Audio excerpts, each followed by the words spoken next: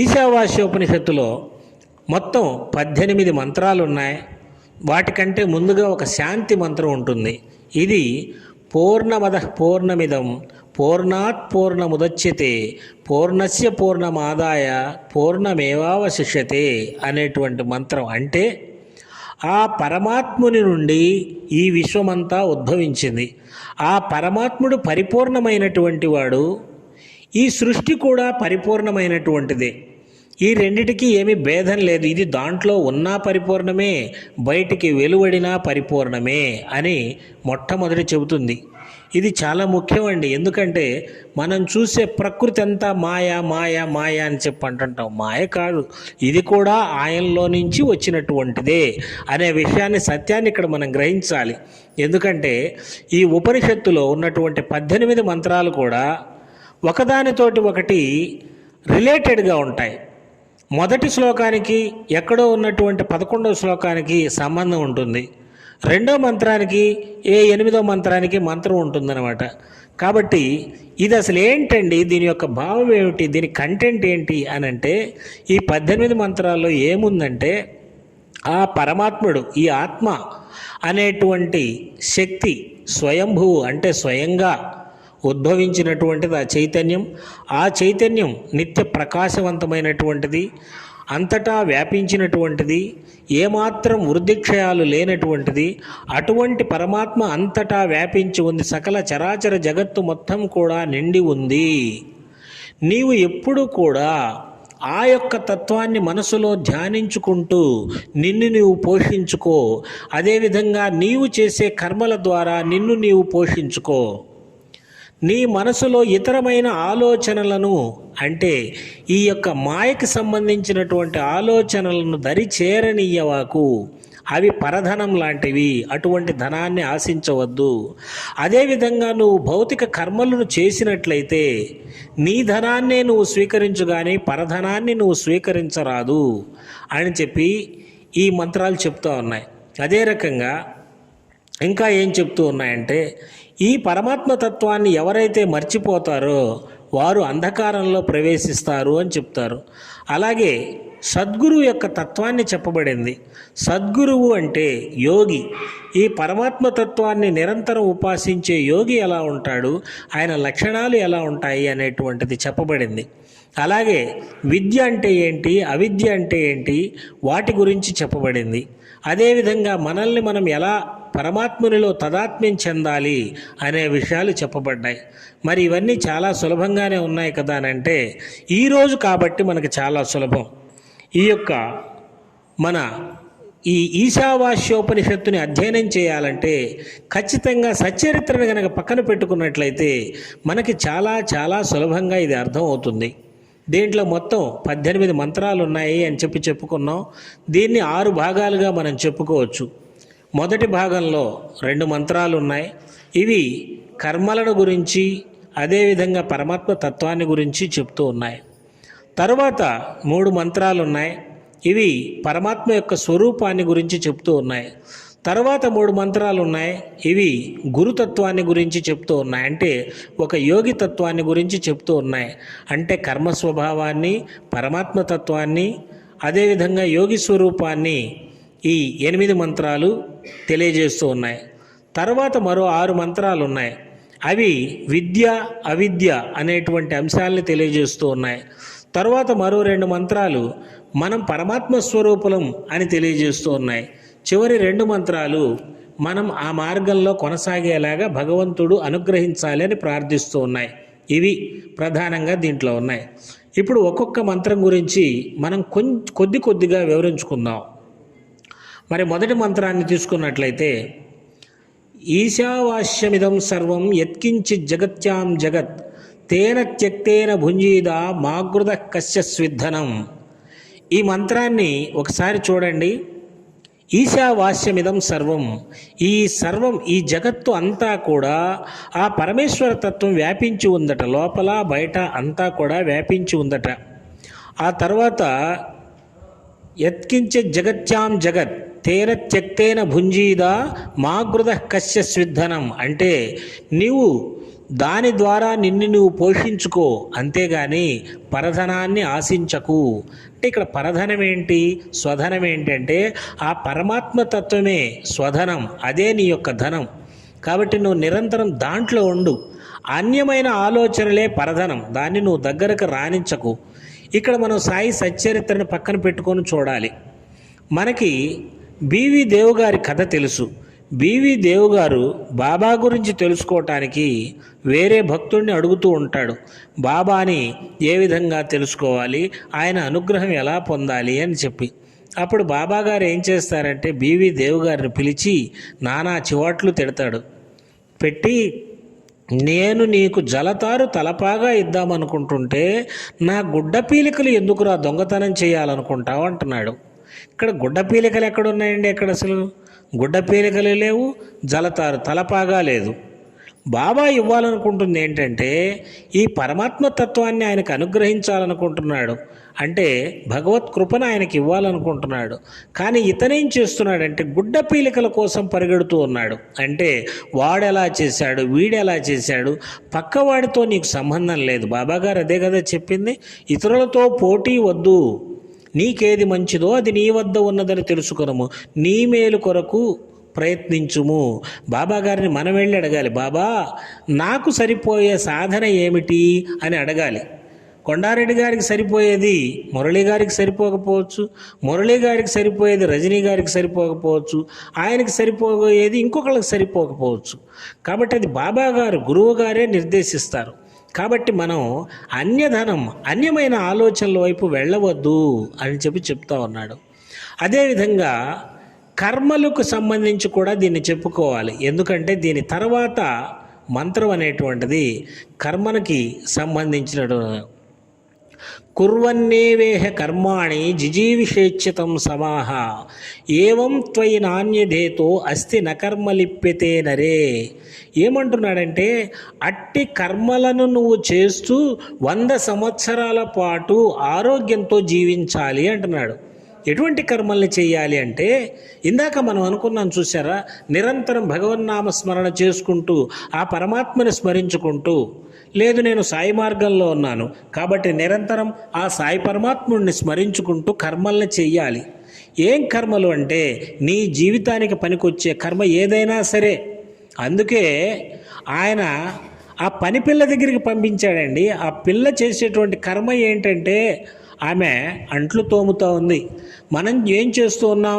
మనం ఒకళ్ళం ఆఫీసులో పని చేస్తున్నాం, ఒకళ్ళం పొలంలో పని చేస్తున్నాం, ఒకళ్ళం మిషన్ మీద పని చేస్తూ ఉన్నాం, ఇలా రకరకాలుగా పని చేస్తూ ఉన్నాం. మరి ఈ పనులన్నీ కూడా ఎలా చేయాలి అంటే ఆ భగవతత్వాన్ని మీద మనసుని నిలబెట్టి, అంటే సద్గురువు మీద మనసును నిలబెట్టి మనం ఈ కర్మలను చేయాలి. అన్యధనం ఎట్లా అయితే ఇతరుల అపరిగ్రహం అనేటువంటిది మనకి ఉన్నటువంటి ఒక నియమం. సాధకులకి ధర్మ మార్గంలో ప్రయాణించేవారు ఇతరుల నుండి అనవసరంగా ఏది గ్రహించకూడదు. అది ఆలోచనలు కావచ్చు, నిజమైన ధనం కూడా గ్రహించకూడదు అని చెప్తా ఉందన్నమాట. కాబట్టి పై మంత్రానికి అర్థం ఇతరుల ఆలోచనలను కానీ ఇతరుల ధనాన్ని కానీ వృధాగా నువ్వు స్వీకరించరాదు అని తెలియజేస్తూ ఉన్నాయి. అదేవిధంగా ఈ రకంగా కనుక నువ్వు చేస్తూ ఉన్నట్లయితే, ఈ కర్మలను నీ విధంగా ఆచరిస్తూ ఉన్నట్లయితే ఆ కర్మ ఫలితం అనేది నీకు అంటదు అని ఈ 2 మంత్రాలు తేల్చేస్తున్నాయండి. ఇది భగవద్గీతలో చెప్పినటువంటిది ఇదే. అలాగే సాయి సచ్చరిత్రలో హేమాడ్ పంత్ గారికి బాబా గారు సచ్చరిత్ర రాయటానికి అనుమతి ఇచ్చిన సందర్భంలో కూడా ఇదే మాటలు చెప్పారు, గుర్తు తెచ్చుకోండి. కాబట్టి ఈశావాస్యోపనిషత్తును అర్థం చేసుకోవటం చాలా సులభం ఇప్పుడు సాయి సచ్చరిత్ర పక్కన పెట్టుకుంటే. అలాగే 3వ మంత్రంలో చెప్పబడుతూ ఉంది, ఎవరైతే ఈ ఆత్మను తెలుసుకోలేరో, అంటే ఈ సద్గురు తత్వాన్ని లేదా ఈ ఆత్మజ్ఞానాన్ని తెలుసుకోలేరో వారు గాఢాంధకారమైన లోకాల్లో పడతారు అని చెప్తా ఉన్నారు. ఏమిటి గాఢాంధకారమైన లోకాలు ఎక్కడున్నాయంటే మన మనసులోనే ఉన్నాయండి. మనకి పరమాత్మతత్వం లేదా గురుతత్వం తెలియకపోతే మన మనస్సు ఈ రకరకాల కోరికల వెంట పరిగెడుతూ ఉంటుంది. అవి చివరికి మనల్ని ఎటు నడుపుతాయి అని అంటే మనకి ప్రమాదాన్ని నష్టాన్ని కలిగించే వైపుకు నడుపుతాయి. ఈ ప్రమాదం నష్టమే ఈ గాఢాంధకారం అనేటువంటిది. మరి మూడవది మంత్రం అది చెబుతూ ఉంది. ఇక తర్వాత మరో 2 మంత్రాలు ఏం చెబుతూ ఉన్నాయంటే ఈ యొక్క పరమాత్మ తత్వాన్ని గురించి వివరిస్తూ ఉన్నాయి. ఈ పరమాత్మతత్వం అనేటువంటిది, ఈ ఆత్మతత్వం అనేటువంటిది ఒక చోటనే స్థిరంగా ఉంటుంది, అయినప్పటికీ అత్యంత వేగంగా ప్రయాణిస్తుంది. ఇది మనస్సు కంటే వేగంగా ప్రయాణిస్తున్నందువలన ఇంద్రియాలు ఈ యొక్క ఆత్మను తెలుసుకోలేవు అని చెప్పబడుతోంది. ఇది ఒక దగ్గర ఉన్నప్పటికీ అంతటా వ్యాపించి ఉన్నది. ఇది ఎలా తెలుస్తుందండి మనకు? అసలు మామూలుగా అయితే తెలియదండి, చాలా కష్టం. అందుకే ఈ ఉపనిషత్తులు అర్థం కాక వాటిని పక్కన పడేశారు మన భారతదేశంలో. ఎవరో జ్ఞానులు, అచల గురువులు మాత్రమే వాటిని పట్టించుకొని ఉన్నారు. కానీ సచ్చరిత్ర వచ్చింది కదా. ఇప్పుడు ఆత్మ అనేటువంటి స్థానంలో మనం బాబాని తెచ్చి కూర్చోబెట్టుకుందాం. మరి బాబా గారి దగ్గరికి ఎంత వేగంగా ఆలోచనలు వెళతాయి, మనం ఎంత వేగంగా గ్రహిస్తాడు. ఆయన ఆత్మస్వరూపుడు కాబట్టి ఆత్మ అనేటువంటి పదానికి ఇక్కడ బాబాని మనం పర్యాయంగా చూసుకుందాం. హేమాడ్ పంత్ గారు నానాసాహెబ్ చాందోర్కర్ గారు ఒక కొండ మీద ప్రయాణం చేస్తూ దప్పికతో నాలుక ఎండిపోయి చనిపోయే పరిస్థితుల్లో ఒకసారి సంకల్పం చేసుకున్నాడు, బాబా నేను చనిపోతానా అని. వెంటనే వితిన్ మినిట్స్, అసలు సెకండ్స్లో ఆయనకి వెళ్ళిపోయింది. ఆయన మనసు కూడా బాబా దగ్గరికి వెళ్ళిందో లేదో. నానా చావనున్నాడు, నేను చావనివ్వను అని ఒక మాట అన్నాడు. వెంటనే ఆయన వెనకనే ఉన్నటువంటి ఒక భిల్లుడు మనసులో ప్రవేశించి టక్కన ఆయన ముందుకు వచ్చేసి, అయ్యా నీళ్ళు అక్కడ ఉన్నాయి చూడు అని చెప్పి. ఇది ఆత్మని మనం అర్థం చేసుకోవటానికి బాబా కథలు ఎంతో బాగా ఉపయోగపడతాయి. మరి కమ్మరి బిడ్డ కొలిమిలో పడుతుంటే బాబా అని అరిచింది. నిజానికి ఆమె మనసు బాబా దగ్గరికి కూడా వెళ్ళలేదు, కానీ ఆయన ఎంత వేగంగా ఆ బిడ్డను రక్షించాడో చూడండి. ఆత్మ యొక్క శక్తి బాబా కదండి ఇక్కడ ఉందంటే బాబా ఆత్మస్వరూపుడు కాబట్టి ఇప్పుడు అర్థమవుతుంది కదా మనకి. ఈశావాస్యోపనిషత్తు చాలా చక్కగా అర్థమవుతుంది. ఆత్మ అంటే బాబా, అది అంతటా ఉంది, మన మనసు కంటే వేగంగా ప్రయాణిస్తుంది అని చెప్తే బాగా అర్థమవుతుంది. అంతేకాకుండా ఇంకా ఏం చెప్తుందంటే దాని తర్వాత మంత్రం, ఆత్మ అనేటువంటిది ఇక్కడ ఉన్నది, దూరంగా కూడా ఉన్నది, అది కదిలేది కదలనిది, లోపల ఉన్నది బయట ఉన్నది, అంతటా వ్యాపించి ఉన్నది. అవును కదా. ఆయన సోమదేవ స్వామి అసలు ఈ బాబాని చూడకూడదు, జెండాలు ఎగరేసుకుని ఆయన దగ్గరికి నేను ఎందుకు వెళ్ళాలి అనుకున్నాడు. మరి ఆయన మనసులో కూడా ఉంది ఆ బాబానే, ఆత్మస్వరూపుడైన బాబానే. అందుకే ఆయన ఏమన్నాడు, వెళ్ళిపోయి ఇక్కడి నుంచి, ఈ జెండాలు ఎగరేసుకునేటువంటి ఫకీర్ దగ్గరికి నీవు రావద్దు అని చెప్పన్నాడు. ఇలా ఎంతోమంది భక్తులు మనసులో అనుకున్న వాటిని చెప్పాడంటే ఎలా చెప్పగలిగాడండి? బాబాగారు ఆత్మస్వరూపుడు కాబట్టి మాత్రమే ఆయన చెప్పగలిగాడు. తర్వాత మంత్రం చెప్తూ ఉంది, ఈ యొక్క యోగులు అనేటువంటి వారి తత్వం ఎలా ఉంటుంది అని చెప్పేది చెప్తూ ఉందన్నమాట. వారు ఆ యోగి స్వరూపులు అనేటువంటి వారు తమ మనసులోనే, తమ ఆత్మలోనే ఈ ప్రపంచం అంతటినీ చూస్తారు. అదేవిధంగా అన్ని జీవులలో తమ ఆత్మని చూడగలుగుతారు అని చెప్తుంది. అందువలన వారు దేనిని కూడా ద్వేషించరు అని చెప్తుంది. చూడండి, బాబాగారు అనేక మంది దేవతల్ని ఆయనలోనే ఉన్నారు అని భక్తులకు నిరూపించారు. ఎవరు వస్తే వారికి ఆ రూపాల్లో కనపడ్డారు, అంటే సర్వం తనలోనే ఉంది. అలాగే అన్ని జీవుల ఆత్మలలో కూడా తాను ఉన్నాను అని నిరూపించారు. అక్కడ కుక్కకు రొట్టె పెడితే తన ఆకలి తీరిందన్నాడు, అక్కడ గుర్రాన్ని కొడితే తన మీద వాత పడిందన్నాడు. మరి ఈయన ఎవరిని కూడా ఏనాడు ద్వేషించింది కూడా లేదు. కుక్కలు పిల్లులు వచ్చి ఆహారాన్ని తింటూ ఉంటే వాటిని బయటికి కొట్టలేదు. కాబట్టి ఆయన ఆత్మస్వరూపుడు, ఆయన యోగి స్వరూపుడు. కాబట్టి ఇది కూడా మనకి చాలా సులభంగా అర్థమవుతుంది. అదేవిధంగా తర్వాత మంత్రం చెప్తూ ఉంది, ఆత్మను ఎవరైతే తెలుసుకుంటారో వారు ఎవరి పట్ల మోహాన్ని కానీ ద్వేషాన్ని కానీ ప్రదర్శించరు. అనేటువంటిది చెప్తా ఉంది. అంటే సర్వము తానే అయినందువలన ఎవరిని ద్వేషించదు, మోహం అనేటువంటిది ఉండదు అని చెప్తూ ఉంది. మరి బాబా గారు కూడా ఎవరి మీద వ్యామోహం లేదు. చూడండి, ఆయనకి బాగా దగ్గరగా ఉన్న భక్తులైనా సరే వారు గనక ధర్మబద్ధంగా ప్రవర్తించకపోతే వెంటనే వాళ్ళని నానా తిట్లు తిట్టేవాడు. అదేవిధంగా ఎప్పుడూ ఆయన దగ్గరికి రాని వాళ్ళైనా సరే ఆయన దగ్గరకు వచ్చి ఆయన తమ గురువుగా భావిస్తే, డాక్టర్ పండిత్ గారు చూడండి, ఎప్పుడు కూడా ఆయనకి ఎవరు కూడా చందనం పెట్టేవాళ్ళు కాదు. కానీ పండిత్ గారు వచ్చి ఆయనకి బొట్టు పెడుతూ ఉంటే ఆయనని ఏమీ మాట్లాడలేదు. కారణం అడిగితే ఆయన తన గురువుని నాలో చూసుకున్నాడు అని చెప్పాడు. కాబట్టి ఈయనకి మోహము లేదు, ద్వేషము లేదు. మరి ఆ యొక్క తర్వాత మంత్రం చెప్తూ ఉంది, 8వ మంత్రం ఏం చెప్తూ ఉందంటే, ఆ యొక్క పరమాత్ముడు అంతటా వ్యాపించి ఉన్నాడు, తేజోవంతుడు, విరాట్ స్వరూపుడు, విశ్వవ్యాపకుడు, అచలుడు అని జ్యోతిర్మయుడు ఇన్ని రకాలుగా చెప్తూ ఎవరైతే ఆత్మను అనుసంధానం చెంది ఉంటారో వారికి కర్తవ్యాన్ని కూడా ఆ ఆత్మే బోధిస్తుంది అని చెప్పిందండి. ఇక్కడ చాలా జాగ్రత్తగా మనం గమనించాల్సింది ఏంటంటే, బాబా గారు ఏనాడు సంకల్పం చేసుకొని ఏదీ చేయలేదు. ఆయన మనస్సులో నుంచి ఆయన మాటల ద్వారా మనకి బహిర్గతమవుతుంది ఎప్పుడూ కూడా ఆ ఆత్మశక్తియే, ఆ పరమాత్మ శక్తియే. కాబట్టి అటువంటి మహనీయులు ఎవరైతే ఉన్నారో వాళ్ళని ప్రజాపతులు అని చెప్పబడుతూ ఉంది ఈ యొక్క ఉపనిషత్తు. మరి అటువంటి వారిలో బాబా ఒకరు.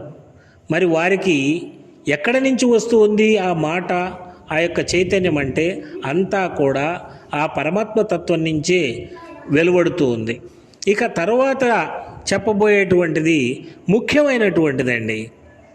ఇది 9వ మంత్రం నుంచి 14వ మంత్రం దాకా 6 మంత్రాలు ఉన్నాయి. ఇవి అర్థం కాక దాసగణు గారే కాదు చాలామంది ఇబ్బంది పడుతూ ఉంటారు.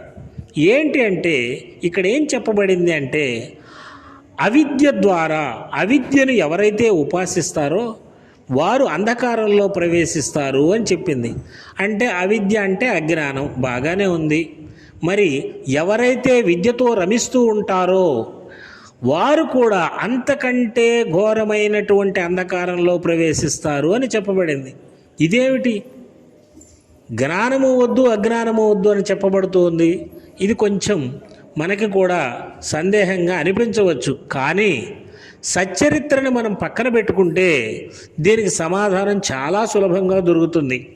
ఒకసారి ఇప్పుడు మనం సచ్చరిత్రను తీసి ఒకసారి మన నానాసాహెబ్ చాందోర్కర్ గారు, బాబా గారు కూర్చొని భగవద్గీతలో ఒక శ్లోకం గురించి మాట్లాడుకున్నారు. అక్కడికి వెళదాం. ఏమని చదివాడు ఆ శ్లోకం అంటే, తద్విద్య ప్రణిపాతేన పరిప్రశ్నేన సేవయా ఉపదేక్షంతి తే జ్ఞానం జ్ఞానినస్తత్వదర్శినః అనేటువంటి శ్లోకం చదివాడు. ఇక్కడ జ్ఞానం ద్వారా శిష్యుడిలోని అజ్ఞానాన్ని తొలగించబడుతుంది అని చెప్పి నానాసాహెబ్ చాందోర్కర్ చెప్పాడు. అప్పుడు బాబా గారు ఏమన్నారంటే, అక్కడ జ్ఞానం అనే పదానికి బదులు ఇంకేదైనా పెట్టచ్చా అని అడిగాడు. అప్పుడు ఆయన ఏం చెప్పాడంటే, అజ్ఞానం అని పెట్టవచ్చండి, కానీ అలా శంకరాచార్యుల వారు చెప్పలేదు అన్నాడు. ఆయన చెప్పకపోతే పోనివయ్యా, నేను చెప్తున్నాను, అజ్ఞానం అని పెడితే మంచి భావం వస్తుంటే అదే పెట్టుకుందాం అన్నాడు. అంటే ఇక్కడ ఏంటంటే అజ్ఞానమైన జ్ఞానమైన రెండూ కూడా అజ్ఞానమే అని చెప్పబడుతుంది.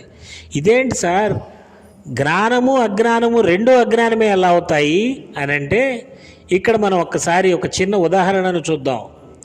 మనం మామూలుగా నేల మీద నడుస్తూ ఉంటాం. నడుస్తుండేటప్పుడు మన కాళ్ళు ఏమీ లేనప్పుడు బాగానే ఉంటుంది. కానీ దాంట్లో ఒక ముళ్ళు గుచ్చుకుందనుకోండి, ఆ ముళ్ళు మనల్ని బాధిస్తుంది. ఈ ముళ్ళు అనేటువంటిది అజ్ఞానం. ఈ అజ్ఞానం వల్ల మనం బాధపడుతూ ఉంటాం. ఈ యొక్క అవిద్య అనుకుందాం దాన్ని కాసేపు. ఈ అవిద్యను మీరు ఎంతసేపు ప్రార్థన చేసినా అది బయటికి రాదు. మీరు ఆ విద్య కోసం ఎంత యాగాలు చేయండి, యజ్ఞాలు చేయండి, అది బయటికి రాదు. ఎందుకంటే అది అవిద్య. అది మన కాలిని బాధిస్తూ ఉంటుంది, దాని యొక్క లక్షణం. మరి దాన్ని బయటికి తీయాలంటే దేంతో తీయాలి అంటే విద్య లేక జ్ఞానంతో తీయాలి. అదేంటిదంటే అది కూడా ఒక ముల్లే. మనం ఇంకొక ముళ్ళు తీసుకొని ఈ పాత ముళ్ళుని బయటికి తీసేస్తాం. తీసిన తర్వాత కాలిలో గుచ్చుకున్న ముళ్ళుని బయట పారేస్తాం. మరి మన చేతిలో ఇంకొక ముళ్ళు ఉంది కదా తీసింది, దీన్ని తీసుకెళ్ళి ఎవరైనా సరే ఇది నన్ను కాపాడింది కాబట్టి దీన్ని పూజ గదిలో పెట్టుకొని పూజ చేస్తాను అంటే దానివల్ల కూడా నువ్వు అంధకారంలోకే పోతావురా బాబు అని చెప్తున్నాడు. ఇక్కడ మనకి ఈ అజ్ఞానం కానీ జ్ఞానం కానీ కలిగించాల్సింది ఏంటంటే భగవత్ స్వరూపాన్ని మనకి తెలియజేయాలి, అంతమట్టుకే వాటి పని. ఇక్కడ బాబా గారు కూడా అమాటే చెప్పారండి. ఇక్కడ ఉపనిషత్తు చెప్తున్నాం కాబట్టి మనం ఏమాత్రం ముఖమాటం లేకుండా సత్యాన్ని మాట్లాడుకోవాలి. కొంత సాధన తర్వాత బాబా రూపం కూడా మనకు అవసరం లేదంటారు. బాబా గారే చెప్పారు, నేను కాదు, నా రూపం కాదు, నా యొక్క నిరాకార రూపాన్ని, తేజో రూపాన్ని ధ్యానించండి అనే బాబా చెప్పింది. ఆత్మస్వరూపం, దాన్ని ధ్యానించమన్నాడు బాబా. మీకు అది చేత కాకపోతే అప్పుడు నా రూపాన్ని ధ్యానించండి అన్నాడు. ఇప్పుడు మనం సచ్చరిత్ర చదవమని చెప్తామండి. సచ్చరిత్ర రాదండి, నాకు అక్షరాలు చదవటం రాదు. ఏం చెప్తాను, అయ్యా అట్లయితే నువ్వు 1వ తరగతి పుస్తకం తెచ్చుకొని ఆలు నేర్చుకో, ముందు కాదీర్ఘాలు నేర్చుకొని చెబుతాం. ఎందుకు చెప్తామంటే అవి రావు కాబట్టి వాటిని నేర్చుకున్న తర్వాత మనం సచ్చరిత్ర చదువుకోవాలి. అలాగే నిరాకార ధ్యానం మనకు వల్ల కాదు కాబట్టి సాకార ధ్యానం చేయమని బాబా గారు చెప్పారు. కానీ తర్వాత మనం ఎక్కడికి వెళ్ళాలి, నిరాకారంలోకి వెళ్ళాలి. ఆ తర్వాత ఈ ఆకారం కూడా దానంతట అదే మాసిపోతుంది అని బాబాగారే చెప్పారు. మనం చెప్పడం ఏంది, అదే ఇక్కడ ఉపనిషత్తులో చెప్పబడింది. నువ్వు అవిద్య ద్వారా ఆ అవిద్యను పట్టుకొని ఉపాసించినా, అంటే రకరకాల పూజలు కర్మకాండలు ఇవన్నీ చేసినా, లేదు నువ్వేదో జ్ఞానం అని చెప్పి ఈ పుస్తకాలు చదువుకుంటూ సత్సంగాలు చేస్తున్నాను, అది చేస్తున్నాను, ఇది చేస్తున్నాను అని చెప్పన్నా, ఈ రెండిటి వల్ల నీకు సరైన ఫలితం రాదు. నువ్వు నిజమైన ఫలితం ఏంటంటే ఆ యొక్క స్వస్వరూపాన్ని తెలుసుకో అని చెప్పి చెప్తా ఉన్నాడు అన్నమాట. అలాగే ఈ అవిద్య విద్యని గనక మీరు తెలుసుకుంటే, ఇక్కడ చూడండి మళ్ళీ, వాటిని ఆరాధించటం వేరు, తెలుసుకోవటం వేరు. ఈ ముళ్ళు నన్ను బాధిస్తుంది, ఈ ముళ్ళుతోటి దీన్ని తీసివేయవచ్చు అనే జ్ఞానం నీకుంటే నీకు ఆ రెండిటి వల్ల ఉపయోగమే. చూసారా, ఆ రెండిటి వల్ల అంటే ఆ గుచ్చుకున్న ముళ్ళు నీకు పాఠం నేర్పింది. ఆ దారిలో పోతే అటువంటి ముళ్ళు గుచ్చుకుంటాయి కాబట్టి అజ్ఞానం నీకు పాఠం నేర్పింది, అవిద్య. అదేవిధంగా అలా గుచ్చుకుంటే తీసేయడానికి ఈ ముళ్ళు ఉపయోగపడుతుంది అనే పాఠాన్ని విద్య నేర్పింది. కాబట్టి అవిద్య విద్య రెండూ కూడా నీకు నరకాన్ని నుంచి తప్పించి స్వర్గాన్ని ఇస్తాయి అని చెప్పాడు. చూడండి, ముందేమో వాటిని నువ్వు ఉపాసిస్తే, అంటే వాటిని పట్టుకొని ఏలాడుతూ ఉంటే మాత్రం నిన్ను అంధకారంలోకి తీసుకెళ్తాయి. అలా కాకుండా వాటిని తెలుసుకొని వాటిని ఎలా ఉపయోగించుకోవాలో తెలుసుకుంటే మాత్రం అవి నీకు స్వర్గాన్ని ప్రసాదిస్తాయి. అంటే స్వర్గం అంటే ఎక్కడో లేదండి, నీ మనసులోనే శాంతిని ప్రసాదిస్తాయి. అదేవిధంగా తర్వాత ఈ 3 శ్లోకాల తర్వాత మరో 3 శ్లోకాల్లో చెప్పబడింది ఏంటంటే ఈ ప్రకృతిని లేదా భగవంతుణ్ణి, ఇవి రెండు వేరు కాదు, రెండు ఒకటే. ఫస్ట్లోనే చెప్పాం, పూర్ణమద పూర్ణమిదం పూర్ణాత్ పూర్ణముదచ్యతే అని చెప్పి. ఈ ప్రకృతి భగవంతుడే, ఆ పరమాత్ముడు భగవంతుడే. ఈ రెండింటిని గనక నువ్వు పట్టుకొని వేలాడుతూ ఉన్నావంటే అంధకారంలోకి వెళ్ళిపోతావు మళ్ళీ. కానీ ఈ ప్రకృతిని, ఆ పరమాత్ముని యొక్క తత్వాన్ని తెలుసుకొని వీటిని సరిగా ఉపయోగించుకుంటూ నువ్వు గనక ఆ పరమాత్మలో లయమయ్యే పని అయితే నువ్వు స్వర్గానికి వెళతావు అని చెప్పి తర్వాత మంత్రాలు చెప్తూ ఉన్నాయి. ఆ తర్వాత మంత్రం చెప్తూ ఉంది. ఆ తర్వాత 2 మంత్రాలు ఏంటంటే మనం యొక్క స్వస్వరూపాన్ని తెలుసుకునేటువంటి మంత్రాలు. ఇవి చాలా గొప్ప మంత్రాలు. బాబా గారు కూడా ఇది సచ్చరిత్రని పక్కన పెట్టుకుని చదివితేనే ఎంత చక్కగా అర్థమవుతుందో చూడండి. మరి ఈ ఉపనిషత్తులో చెప్పబడింది, ఆ పరమాత్మతత్వం మనలోనే ఉంది, కానీ దానికి ఒక బంగారు మూత అడ్డం ఉందంటండి. బంగారు మూత. ఆ బంగారు మూత తీస్తే అప్పుడు మనకి ఆ పరమాత్మ దర్శనం అవుతుందట. దీనికోసం బాబా గారు ఏం చెప్పారండి, ఆ యొక్క నా కొరకు మీరు ఎచ్చటికి వెళ్ళవలసిన అవసరం లేదు, నేను మీలోనే ఉన్నాను, మీకు నాకు మధ్య ఉన్న అడ్డు తెరను తొలగించినట్లయితే మీరు నేను ముఖాముఖి చూసుకోగలము అని చెప్పారు. గురువులందరూ కూడా ఇలాగే చెప్తారు. బ్రహ్మంగారు కూడా ఒక పద్యంలో ఇదే విషయాన్ని చెప్తారు. కిటికీ నుండి సూర్య కిరణము గనురీతి ఆత్మలోన మోక్షమరయవలయు ఆత్మయనుడి కిటికీ కవి ఎన్ని మూతలో, అంటే ఎన్ని మూతలు ఉన్నాయో అని చెప్పి ఆయన అంటున్నాడు. ఈయన ఒక తెర ఉంది అంటున్నాడు. అక్కడ ఉపనిషత్తు ఏం చెబుతుందంటే ఈశావాస్యోపనిషత్తు బంగారు మూత అంటండి. అది బంగారు మూత అంటే మనకి చాలా ఇష్టం కాబట్టి దాన్ని తొలగించుకోవడానికి ఇష్టపడం. మన అహంకారం కూడా బంగారం లాంటిది కాబట్టి దాన్ని మనం తొలగించుకోవడానికి ఇష్టపడం, దాన్నే చూడాలనుకుంటాం, దాని లోపలికి వెళ్ళాలనేటువంటి ఆలోచన కూడా మనకు రాదు. దీని తర్వాత శ్లోకం ఏం చెబుతుంది అంటే ఆ బంగారు వర్ణంలో ఉన్నటువంటి దాని నుంచి కిరణాలు వెలువడుతున్నాయంటండి. ఆ కిరణాలు ఏంటి అంటే మనల్ని బంగారమే శాశ్వతం అనుకునేటువంటి కిరణాలు. ఇక్కడ ప్రార్థిస్తూ ఉన్నాడు, అయ్యా ఆ కిరణాల్ని తగ్గించు నాయనా, తగ్గిస్తే ఆ మూతను తొలగించుకొని లోపల ఉన్న దాన్ని చూసుకుంటాను. ఆ లోపల ఉన్నది చూస్తే ఎవరో కాదు, నేనే, ఆ పరమాత్మ తత్వాన్ని నేనే అని చెప్పి ఇది కొంచెం ఎక్కువగా అనిపిస్తుందండి. ఇది ఎందుకంటే ఉపనిషత్తులు అనేటువంటిది పెద్ద పెద్ద మేధావులు, ఆ యొక్క పండితులు వాళ్ళు చెప్పుకునేటువంటి. అయితే మనం ఇక్కడ ఎందుకు చెప్పుకుంటున్నాం సార్ అంటే మనకి కాదు, అది పండితులకి కష్టమైంది, మనకి చాలా సులభమైంది. ఎందుకంటే గురువు పక్కనే ఉన్నాడు, సచరిత్ర పక్కనే ఉంది. సచరిత్ర పక్కనే ఉంది కాబట్టి ఈశావాస్యోపనిషత్తు కాదు, దానికంటే ఎంత కఠినమైనదైనా సరే ఇక్కడ బాబా గారు చాలా సులభంగా అర్థమయ్యేటట్లు చేస్తారనమాట. ఆ తర్వాత ఇంకా ఏం చెప్తూ ఉందంటే మరి అలాగే మనల్ని చూడాలని చెప్తూ ఉంది. ఇక చివరి రెండు ఉన్నాయండి, అవి చాలా ఇంపార్టెంట్. ఇది కర్మకి సంబంధించినది. మనం బాగా గుర్తుపెట్టుకోవాల్సింది ఏంటంటే కాకా గారి పనిపిల్ల ద్వారా చెప్పించారంటే మన కర్మలని మనం చెయ్యాలి. అయ్యా నేను ఇలా సాధన చేస్తున్నానండి, నాకు తెలిసిన ఆయన ఒక ఆయన ఉన్నాయండి, పాపం ఆయన రోజుకి, ఆయన ఎవరో కాదు మా బాబాయ్ గారు ఒక ఆయన ఉన్నారు ఒంగోలులో, ఆయన ఉదయం 3 గంటలు 4 గంటలు పూజ చేసేవాళ్ళండి. తెల్లవారుజామున 3 గంటలకు లేస్తే 7 గంటల దాకా పూజలోనే కూర్చొని ఉండేవాడు. ఏం సాధించాడు అని అంటే ఏం లేదు, తినడానికి తిండి లేదు, వాళ్ళు ఆ పంచలు ఈ పంచలు ఉంటే ఏ గుళ్ళల్లోనో ఉన్నాడు అన్నట్టు, ఏదో పూజారిగా స్థిరపడ్డాడు చివరికి. ఏటి పరిస్థితి ఎందుకు అలా వచ్చిందంటే నీ కర్మని నువ్వు చేయట్లా, నువ్వు చేయాల్సిన పని నువ్వు చేయకుండా ఈ భగవంతుడిని ఆరాధించాను అనుకున్నా నీకు పతనం తప్పదు. నువ్వు బజార్లు ఎమ్మటి గాలికి తిరిగితే ఎలా చెడిపోతావో ఈ భగవంతుడి పిచ్చిలో పడి నీ కర్మల్ని వదిలేసావనుకో అలాగే పతనం అయిపోతావు. ఇది ఈశావాస్యోపనిషత్తు చెప్తా ఉంది. ఇదే బాబా గారు కాకా గారి పనిపిల్ల ద్వారా చెప్పించారు. ఇది మరి 17వ మంత్రం ఉందండి. ఈ మంత్రం ఏం చెప్తుందంటే వాయురనిలమమృతమదేదం భస్మాంతం శరీరం ఓం క్రతోస్మర కృతం స్మర క్రతోస్మర కృతం స్మర అంటుంది.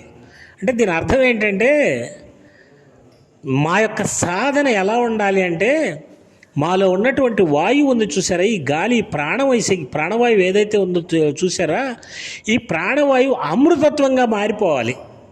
ఈ శరీరం భస్మం అయిపోవాలి. అంటే ఈ శరీరం మీద నాకు ఏ విధమైన వ్యామోహం ఉండకూడదు. ఈ యొక్క నా యొక్క ప్రాణం అనేటువంటిది ఆత్మలో కలిసిపోవాలి. ఇక్కడ ఋగ్వేదంలో వాతరసన పుత్రులు అనేటువంటి వాళ్ళు కొంతమంది యోగీశ్వరులు ఉన్నారు. వాళ్ళు చెప్తారు, మా శరీరాలు మీరు చూస్తున్న శరీరాలు నిజమైనవి కాదు, ఇది మాయ. మా యొక్క ఆత్మలు గాలిలో కలిసిపోయినవి, మేము గాలిలో ప్రయాణించగలము అని చెప్తారు. ఇది యోగులు వాళ్ళు. బాబా గారు కూడా అటువంటి యోగే కాబట్టి అట్లా ఆయన మారగలిగారు. మనం కూడా ఏం చేయాలి అని చెప్తుందంటే ఈ శరీరం మీద వ్యామోహం మొత్తం పోవాలి, ఇది భస్మమైపోయినా పర్వాలేదు, మా యొక్క మనస్సులు మాత్రం ఆ యొక్క పరమాత్మలో అమృతత్వంలో లీనమైపోవాలి, ఆత్మలో కలిసిపోవాలి అని చెప్తా ఉంది. అంత గొప్పగా ఉండాలంట మన సాధన. అయితే కర్మల విషయానికి ఏం చెప్తుందో తెలుసా? ఓం క్రతోస్మర కృతం స్మర క్రతోస్మర కృతం స్మర. అయ్యా ఇదంతా కూడా ఆధ్యాత్మికమైన విషయం చెప్పా నేను, కానీ క్రతోస్మర నువ్వు చెయ్యాల్సిన పనులు కానీ, కృతం స్మర చేసిన పనులు కానీ మర్చిపోవకు, స్మరించుకుంటా ఉండు. అంటే నీ కర్తవ్యాన్ని మాత్రం నువ్వు మర్చిపోకూడదు. క్రతోస్మర, నేను ఇంతసేపు చెప్పానండి, రేపు పాఠం చెప్పకుండా నేను ఎంతో చక్కగా చెప్పాను, ఇక్కడ సత్సంగం చెప్పాను, ఇక నేను పాఠం చెప్పాల్సిన పని లేదంటే నాకు మోక్షం లేదు. నాకే కాదు, ఎవరైనా సరే ఈ దైవం పేరుతో కానీ లేదు ఇంకొక పేరుతో కానీ కర్మల్ని వదిలేసిన వాడికి మాత్రం మోక్షం లేదు అని చెప్పి ఈశావాస్యోపనిషత్తు నొక్కి వక్కాణించి చెప్తూ ఉందన్నమాట. అందుకని నువ్వు చేయాల్సిన పనులు, చేసే పనులు వాటిని బాగా గుర్తుంచుకొని వాటిని మాత్రం వదిలిపెట్టద్దు అని చెప్తుంది. అలాగే 18వ మంత్రం అగ్నిని ప్రార్థిస్తుంది. ఈ అగ్ని అంటే అంతటా వ్యాపించి ఉన్నటువంటి చైతన్య తత్వమే అగ్ని అండి. అదేదో అగ్ని అంటే మళ్ళీ ఒక దగ్గరే ఉంటుంది అనుకోకండి. మనం ఈరోజు మాట్లాడుతున్నాం అంటే మన శరీరంలో ఉన్నటువంటి అగ్ని, మనం ఈ మొక్కలు పెరుగుతున్నామంటే ఇది కూడా అగ్ని. అంటే ఈ అగ్ని చైతన్యానికి ప్రతిరూపం అనమాట. ఆ చైతన్యాన్ని చేరటానికి ఈ అగ్ని ద్వారా, అంటే ఈ చైతన్యం ద్వారానే మమ్మల్ని తీసుకొని వెళ్ళు అని చెప్పి ఈ చివరి మంత్రం చెప్తూ ఉందన్నమాట. మమ్మల్ని ఆ విధంగా ముందుకు నడుపు అని చెబుతుంది. ఇది ఈశావాస్యోపనిషత్తు. మరి ఈరోజు బాబాగారి సమక్షంలో మనం దీన్ని చెప్పుకున్నాం. ఇది కొద్దిగా ఎక్కువగా వేదాంతులు చెప్పుకునేటువంటిది ముందుగా చెప్పుకున్నట్లు అయినప్పటికీ మరి ఇది పుస్తక రూపంలో నేను రాస్తానో రాయనో తెలియదు. కాబట్టి బాబాగారు అవకాశం ఉంటే రాయాలని ఆశిస్తున్నాను. మరి ఈరోజు మనం బాబాగారి సమక్షంలో ఈశావాస్యోపనిషత్తు చెప్పుకోవడానికి బాబాగారు మనకి అనుమతిచ్చి వారి అనుగ్రహంతో మనం ఈ కార్యక్రమాన్ని పూర్తి చేసుకున్నాం. శ్రీ సచ్చిదానంద సద్గురు సాయినాథ్ మహారాజ్కి